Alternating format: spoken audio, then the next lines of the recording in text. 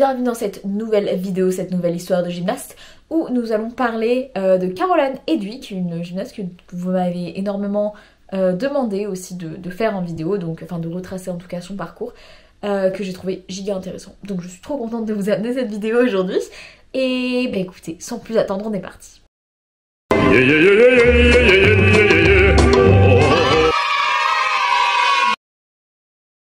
Caroline Edwig est donc une gymnaste artistique française qui est née le 2 décembre 2003 à Angers. C'est la ville d'ailleurs dans laquelle elle va débuter la gymnastique à l'âge de 5 ans. Et en 2013, voyant ses performances déjà pour son jeune âge, elle a 10 ans à ce moment-là, son entraîneur va lui proposer de rejoindre le club d'Avoine-Beaumont, qui est donc un club formateur. Elle a 10 ans et ça inclurait du coup de changer de ville, de changer d'école et également de changer de lieu de vie puisqu'elle irait dans une famille d'accueil. Donc décision sans doute très dure à prendre par rapport à son jeune âge, mais en tout cas sa passion a été plus forte puisqu'elle a accepté ce changement et elle est restée tout au long de sa carrière dans ce club-là. Il faut donc imaginer qu'elle y arrive, elle est en CM2 dans sa famille d'accueil et dans le club. Je vous passe un petit peu ses entraînements, tout ça quand elle est vraiment petite. On va arriver en 2016 lorsqu'elle fait ses débuts à l'international. Elle commence en équipe de France junior du coup au trophée de la ville de Jesolo où il se classe en équipe, c'est en 5e position. En mai, elle participe au championnat de France élite où elle remporte la médaille de bronze au concours général, ainsi que la médaille de bronze au bar en égalité avec Juliette Bossu, sur qui j'ai fait aussi une histoire de gymnaste si vous voulez aller jeter un coup d'œil. Ensuite, au Fit Challenge, elle aide l'équipe de France à remporter la médaille d'argent derrière l'Italie et elle se classe elle-même 5e au concours général. En juillet, elle aide l'équipe de France dans un match contre l'Allemagne à remporter la médaille d'argent de nouveau et elle se classe 7e au concours général. Et ensuite, elle va participer à l'Elite Gym Massilia, je vais y arriver, où elle remporte la médaille d'argent au saut, 8e au concours général et 6e à la poutre. L'année suivante, elle retourne au trophée de la ville de Jesolo et là, elle va encore faire des meilleurs résultats puisqu'elle remporte la médaille de bronze au bar asymétrique et se classe 3e avec l'équipe de France et 11e du concours général. Au championnat de France, elle arrive 2e au concours général et 4e au bar asymétrique. Je vous passe un petit peu ces compétitions jusqu'au championnat d'Europe à Glasgow où elle aide l'équipe de France à terminer 5e. Elle remporte la médaille de bronze au bar asymétrique. Ce qui va faire qu'elle remporte, elle est toujours en junior, mais elle remporte sa place qualificative pour les Jeux Olympiques juniors à Buenos Aires à ce moment-là. Mais je me la suis un petit peu pétée sur le Buenos Aires là, désolée. Donc tout ça pour dire que c'était une très belle carrière, mais elle va être stoppée par une blessure qui va l'empêcher de participer aux Jeux Olympiques de la jeunesse. Donc franchement, ça doit... Elle revient du coup à la compétition que en novembre à l'Elite Gym Massilia où elle remporte tout de même la médaille d'or au bar asymétrique et elle termine 2e au concours général. Donc franchement, elle revient forte. Pour voir qu'elle revient d'une blessure, elle revient en force. On arrive en 2019, marquant donc l'année où elle devient senior. En juin, elle s'est classée 6e au championnat de France, ce qui a fait qu'elle a été qualifiée pour les Jeux européens de Minsk. Elle a terminé 17e lors des qualifications de ces jeux, mais elle n'a pas pu accéder à la finale à cause du fait que vous savez qu'il n'y a que 2 gymnastes par nation qui peuvent aller en finale. Et malheureusement, malgré ce début en senior prometteur, elle s'est blessée de nouveau à la cheville et donc a raté le reste des compétitions de 2019.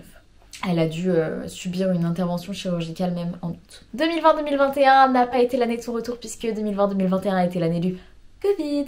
Donc la plupart des compétitions ont été annulées, ce qui lui a laissé tout de même le temps de se remettre. En décembre 2020, elle a quand même participé à la Winter Cup où elle a terminé 7e au concours général et elle a remporté la médaille d'argent par équipe. En avril, elle va être sélectionnée pour représenter la France au championnat d'Europe 2021 avec Mélanie de Jesus Santos, Cheyenne Petit et Marine Boyer. Elle arrive 12e au concours général, ce qui est quand même déjà vachement bien.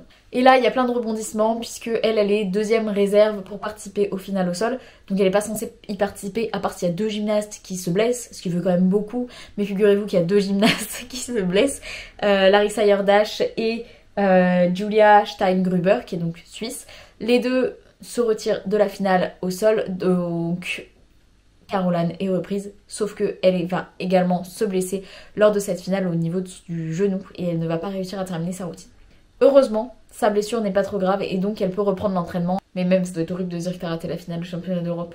Mais bon, elle peut retourner à l'entraînement, c'est le principal. Et elle revient d'ailleurs en force puisque en juin, elle va devenir la championne de France du concours général et elle gagne également la médaille d'or sur la poutre et au sol et elle se place 4e sur les barres asymétriques. Donc vraiment, masterclass. Plus tard, du coup, elle va être sélectionnée pour représenter la France aux Jeux Olympiques de 2020, donc avec Marine Boyer, Mélanie et Aline Friss. Aux ces Jeux Olympiques, d'ailleurs, elle va aider la France à se qualifier en finale de l'équipe, en finale par équipe, on dit. Et elle s'est également qualifiée pour la finale au concours général.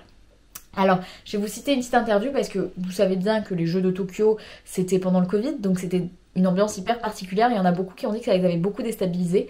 Elle en parle en disant que c'était une expérience particulièrement unique parce que ils étaient seulement entre gymnastes, c'était très intimiste, il n'y avait même pas de public et elle pouvait pas aller voir les autres épreuves. Donc c'était vraiment particulier, mais ça l'a pas tant déstabilisé que ça. Et au contraire, ça l'a motivée à donner tout ce qu'elle avait, ce qui fait qu'elle a probablement fait une de ses meilleures compétitions, d'après elle. Elle termine 12e au concours général, ce qui est très très très bien pour les JO. En septembre, elle va participer au championnat du monde avec Colline de Villard et Célia Cerber. Elle s'est qualifiée pour la finale du concours général et elle a terminé 9e. En avril, elle a terminé 4e à la Coupe du Monde de Bakou. En juin, elle a participé au championnat méditerranéen où la France a pris la médaille d'argent juste derrière l'Italie et individuellement, elle a gagné le bronze dans la finale du concours général et également à la poutre et elle a terminé 6e des barres. Ensuite, elle participe au championnat d'Europe à Munich où la France a terminé 6e par équipe, donc elle y a fortement contribué et elle-même, elle s'est placée 4e de la finale du concours général et elle a gagné la médaille de bronze sur la poutre. En octobre, on est allé au championnat du monde, enfin la France est allée au championnat du monde à Liverpool et elle était qualifiée pour cela avec Marine Boyer, Mélanie, Colline et Aline Friss et elles ont terminé 8e en tant qu'équipe. Je sais pas si vous vous souvenez, genre j'avais trop suivi ça, c'était trop bien. Il y avait vraiment eu de la super belle gym genre. Mais voilà, tout ça c'est énormément enchaîné, si bien qu'en 2023 elle va déclarer forfait sur les compétitions de début d'année. Elle s'est expliquée sur une interview que j'ai trouvée sur Spot Gym. Connaissez-vous Spot Gym? C'est un média, alors il y a des vidéos, il y a des articles, vous avez des articles qui sont gratuits et vous avez des articles auxquels vous pouvez accéder qu'en tant qu'abonné. Mais l'abonnement coûte 1€ par mois je crois, si ça n'a pas changé, donc vraiment rien. Et franchement le travail derrière est incroyable, donc je vous recommande, si vous êtes fan de gym, suivez Spot Gym. Mais bon, passons. Donc je vais vous lire l'interview d'un petit extrait. Je vous mettrai d'ailleurs le lien de Spot Gym dans la bio pour que ce soit plus simple pour tout le monde. Après les championnats du monde, j'étais très fatiguée et j'ai eu besoin de souffler. Je ne m'étais pas reposée après les Europes et j'avais tout enchaîné depuis les Jeux. J'ai eu besoin de faire une petite pause. C'est ce que j'ai fait et je suis d'ailleurs partie en vacances aux États-Unis juste avant Noël. Cette coupure m'a fait vraiment beaucoup de bien. J'avais besoin de vacances et ce voyage était ce dont j'avais besoin.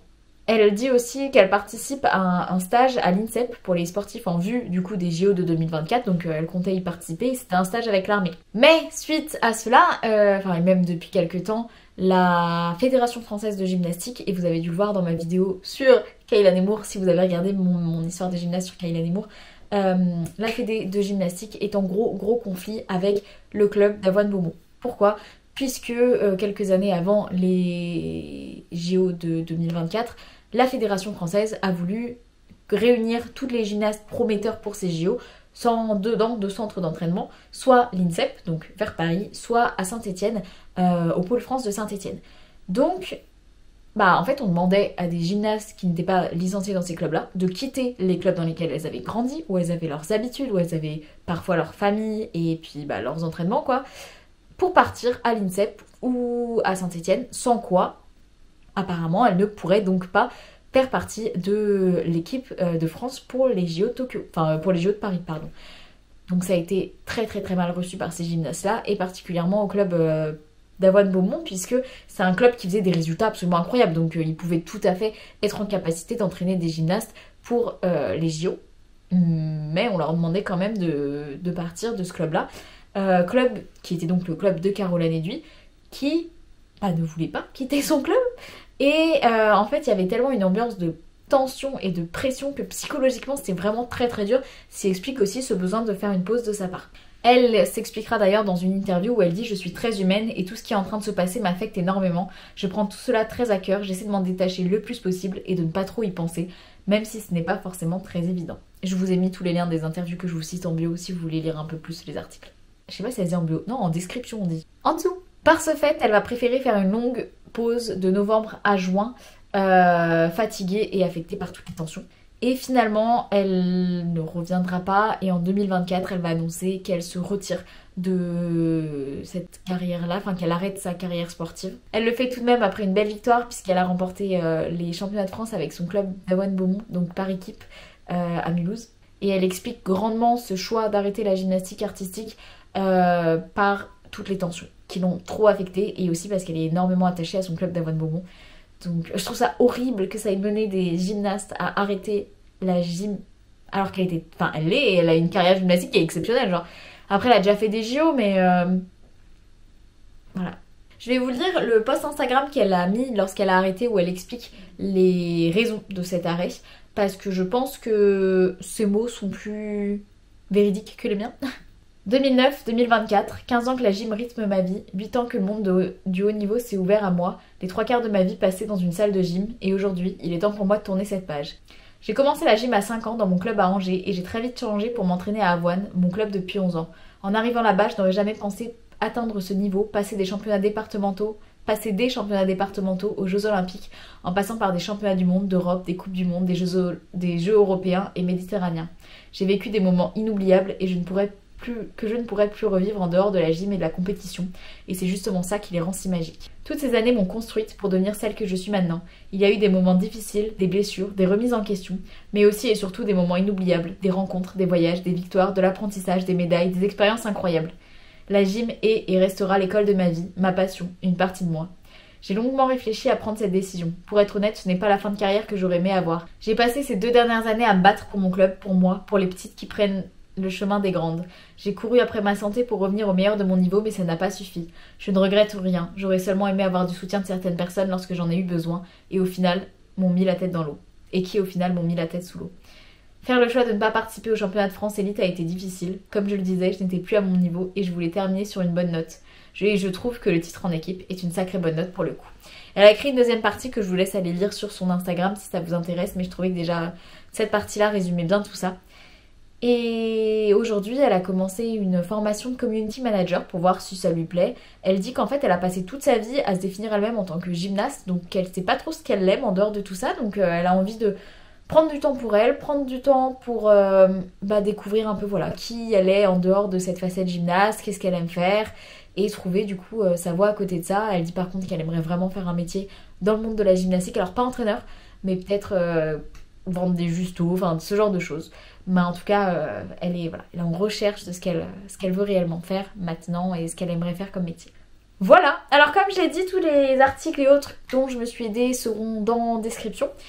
J'espère vraiment que cette vidéo vous a plu, j'ai adoré retracer son parcours. Je trouve tellement bête cette histoire avec la fédé et autres, mais je trouve que c'est une gymnaste qui a été incroyable, j'ai trop aimé la suivre. En plus elle faisait une gym qui était juste magnifique et je trouve ça bien qu'elle ait choisi elle-même d'arrêter pour sa propre santé, enfin voilà, c'est hyper important.